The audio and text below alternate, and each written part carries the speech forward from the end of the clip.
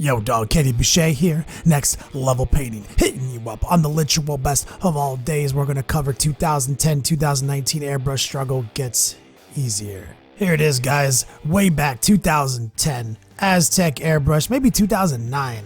You can see what we were doing was not what we're doing now. We were still figuring it out. We were doing a lot of experimentation. It is not even remotely smooth, clean, paint's too thick, airbrush too shitty. It is not my best work to say the least, and even in the context of the era, I was producing much better art. And you can see a sample right here. And that was with a paintbrush. So this is a complete, step backwards while trying to do a little research and development on the pro painting system that we'd eventually create in the modern era. So after painting only one army, upgrading airbrushes, we're producing content like this. We're producing product that is clearly a step up, but still not what you know me for in the modern day. But this was groundbreaking at the time for me personally. We were trying to get these projects out the door. It was 5th edition. Everyone wanted rhinos. There was very few infantry models. So we came up with a system that we were happy with, and so were our clients as we were making projects happen. You can see it's definitely an upgrade. This is where you can really start to see the work ramp up. More similar to what we do now. The transitions are fresh. It's looking super contrasty. I mean, there's a lack of detail overall, but you can see we're starting to work out the kinks, really get those smooth transitions. We're coming up with our style right here.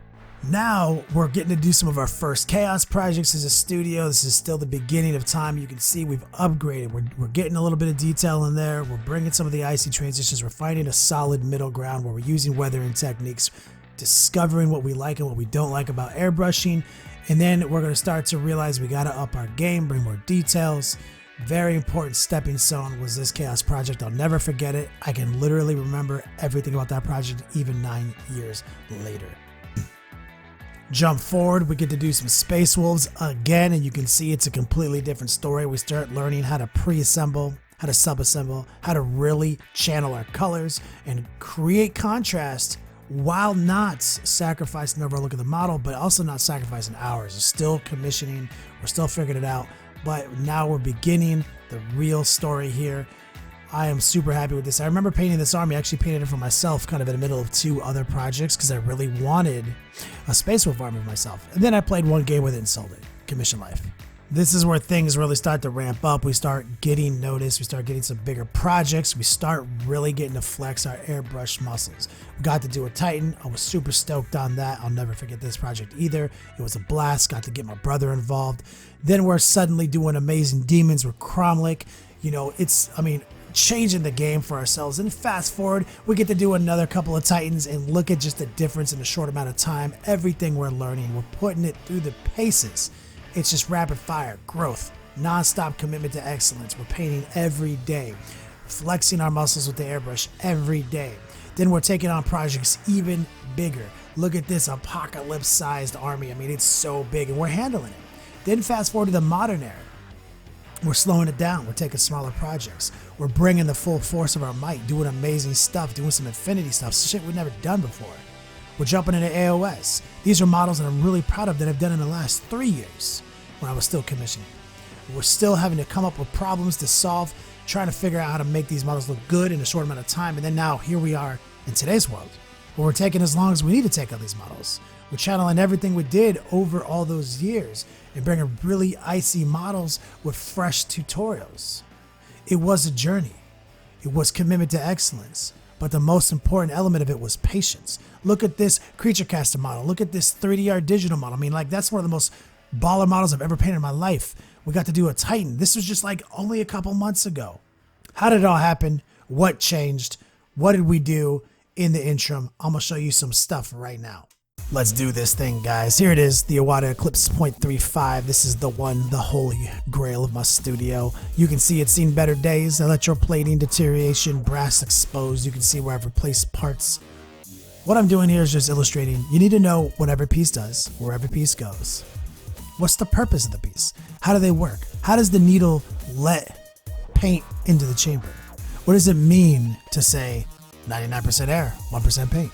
What do those terms mean? The only way to discover half of that is through trial and error, personal exploration, your own journey.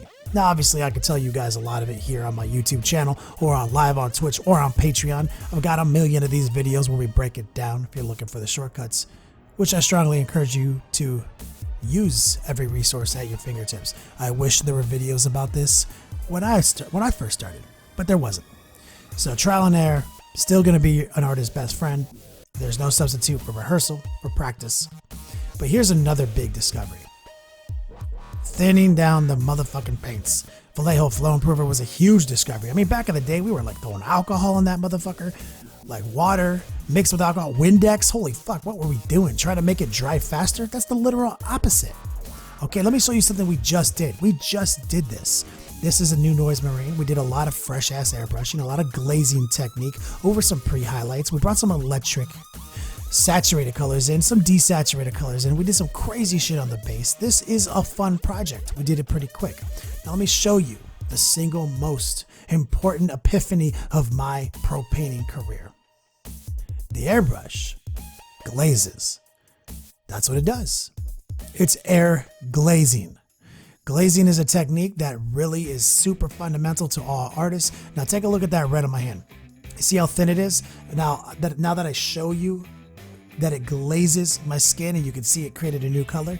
Airbrushing is glazing. If you want to know more about that, definitely check out all my videos here on Patreon, YouTube, and Twitch. But I'm going to show you what happens when you glaze red over blue. What should happen? It should change. It should shift hues, right?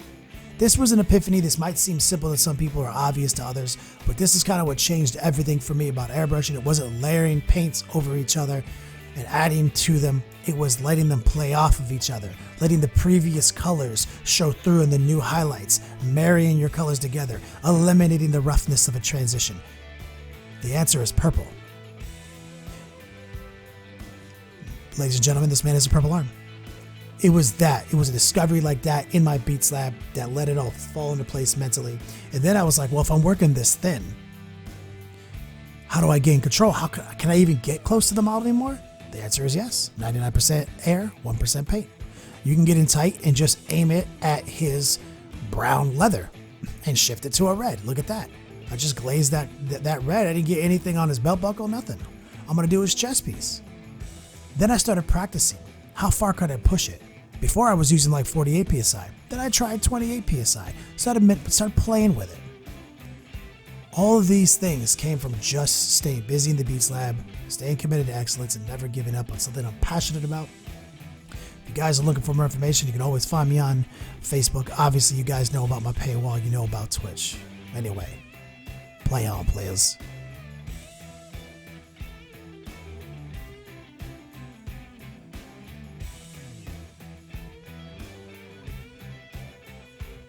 If you like these tutorials, check out Next Level Painting on Patreon. Become a patron of the arts today. We offer early and exclusive access to our videos and a rewards program for different pledge levels. Patreon is PayPal and credit card secure, so you don't have to worry about that. We use 100% of the money to improve our process.